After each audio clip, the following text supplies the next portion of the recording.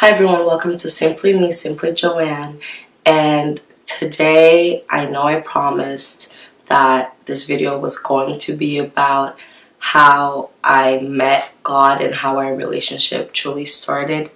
But what had happened was we're not going to be talking about that today. Today, we're going to be talking about the one subject that I have been avoiding. The one reason why I didn't want to do this in the first place, create this platform, and the one thing that I am most,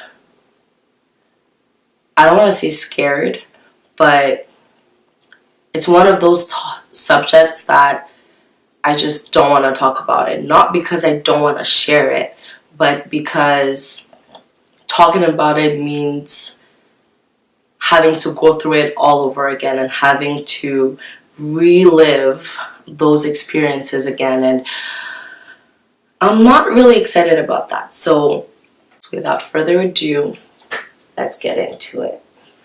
For those of you that don't know, before living in Ottawa, I'm currently living in Ottawa. Before living in Ottawa, I used to live in Montreal with my family, and I did high school and CEGEP there, which is basically the equivalent of college. And I lived with my parents and all of that. So the big convenience with living with your parents is that you can't do whatever you please, right? You have to, they control where you go and all of that. Well, my parents control, they had to know where I was going and with who, and I had a curfew and all of that.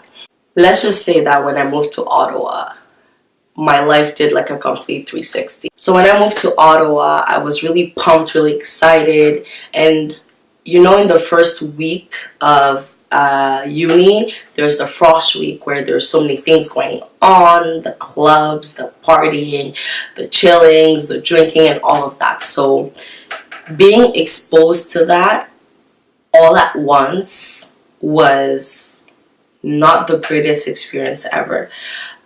So right off the bat, I started going out a lot. Whenever anything was going on, like, I was the first one to be there, and I was like I was ready. That's when things started spiraling out of control.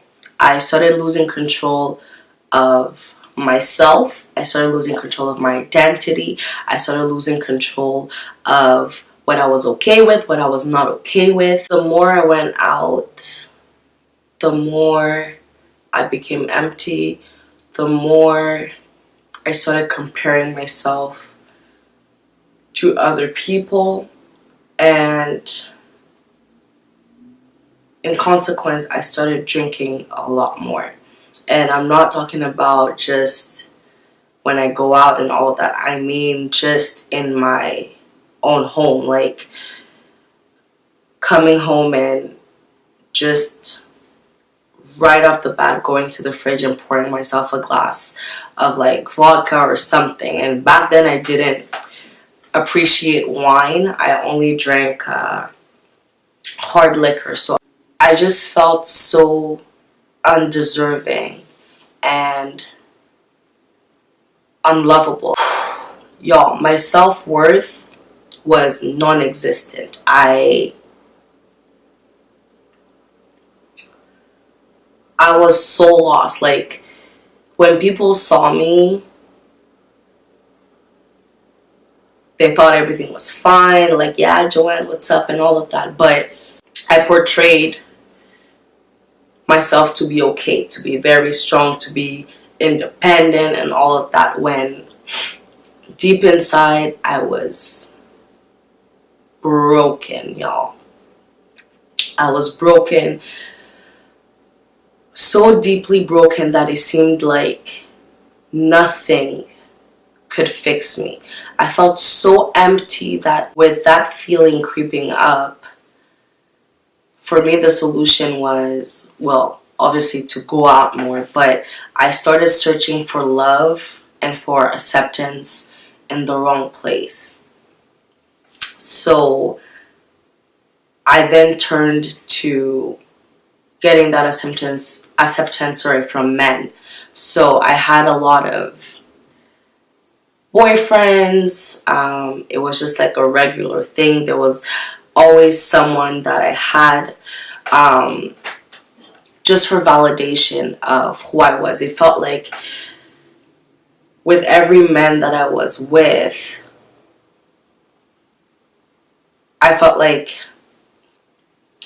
loved. I felt desirable. So it then became a vicious cycle where as soon as a relationship would end, the first thing that I would want to do is to jump into another one. Like I was on a hunt, y'all, because just the thought of being alone and without a partner, I couldn't do it. It just wasn't feasible. It got to a point where every single day when after work, when I was on my way home, I had to figure out, okay, what am I drinking or what am I smoking, or are we doing both? Like, it was always something that I was looking forward to, because at least at work I had the distraction of, like, you know, dealing with students, dealing with my supervisor, like distractions were around.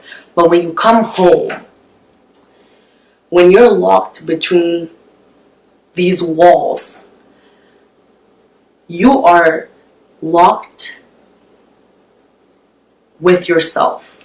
There's nobody else. There's no one else but yourself and your thoughts. And I could not deal with that. I could not deal with how broken and how empty that I was. And that's when when I say heavily, I really mean heavily, turned to alcohol and weed. I mean, there was not a single day, and I'm not exaggerating when I say this, there was not a single day where after work I did not drink or smoke. There was not a single day. I mean, as I am leaving work, I'm already like, okay, am I going to the LCBO, or do I already have wine at home, or do I already have something at home? Do I need to call my provider and be like, yo, can you please provide this for me? Like, there was always, I needed something to get my mind off of things. The simple thought of being sober was devastating. Like, I could not deal with being sober. I could not deal with being with myself. I couldn't do it. And I remember there was a time where I completely avoided mirrors. Like, I couldn't look myself in the mirror, because I saw me. I saw how broken I was. I saw my insecurities. I saw how badly I have fallen. I just saw all of the things that was not okay with me. And I didn't know how to deal with it. I didn't have the tools to deal with it. Hence why I turned to all of these stuff. The day that I knew it got really bad, I will never forget this day. The day that I knew that it got really bad, I remember I had no more wine, I had no more weed, nothing. And my goal was that, okay, like after work, I'll do my usual run. And for some reason that day, I think I ended work super late, or something came up and I went to do something after work. And I completely forgot that I had to stop at the LCBO. So, and everything was closed. Even there was no way of getting my alcohol. And so I'm like, okay, that's fine. Like, I just have to call up my friend and ask her if she has some weed, and like, we good. Like, we don't have alcohol, but we good. And so I texted her. I'm like, hey, like, blah, blah, blah. Do you have any weed on you and whatever? She's like, no, actually, like, I only have my one blunt, and I don't have any more. Like, the best I can do is hook you up tomorrow. And y'all, I lost it. Like, I legitimately lost it. I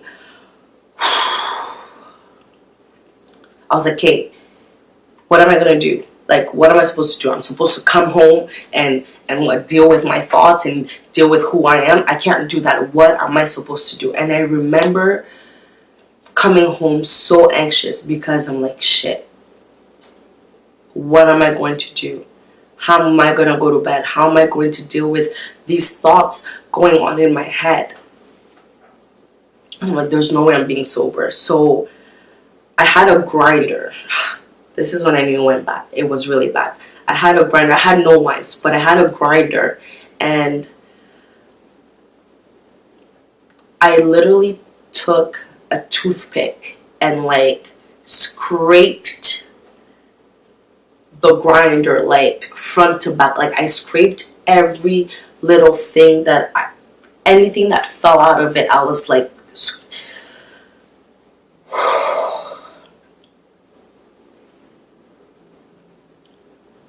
like every little thing that fell out of that grinder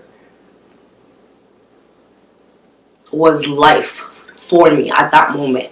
It was life. It was happiness. I'm like, yes, I'm about to get high. I don't have to deal with myself. I can forget who I am until tomorrow, and then we'll start all over again. And that, as I remember correctly, as I was scraping my grinder, like,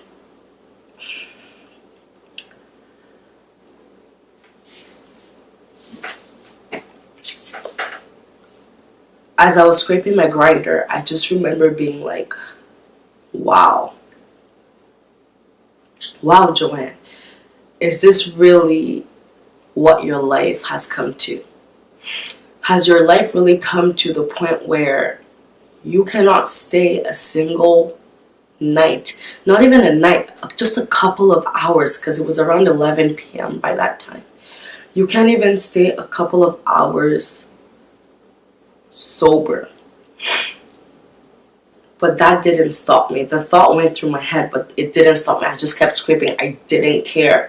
And I remember I had enough to legit roll a blunt that was like this small.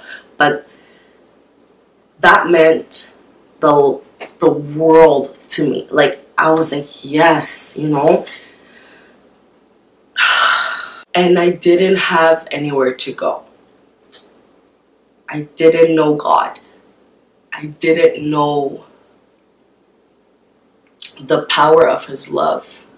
And I feel like even at that time, even if that thought had crossed my mind, I wouldn't feel like I was deserving of His love. Like, why would God want me? Why would God want me when I've done this and I've done that? And He doesn't want me. I can't serve Him. You know, God wants someone that is put together, that has done well, that will serve Him eagerly. And I was everything but that. So that's it for today. I'm not gonna go on. Well, this video is already long enough. And I also personally don't want to put myself through that emotional roller coaster again. Well, not now. So I'll be posting a part 2 to this sometime soon. Hopefully next week. Yeah, I hope I was able to express myself enough in this video. I feel like my thoughts were a bit everywhere, but I hope I was able to just bring it all together and be clear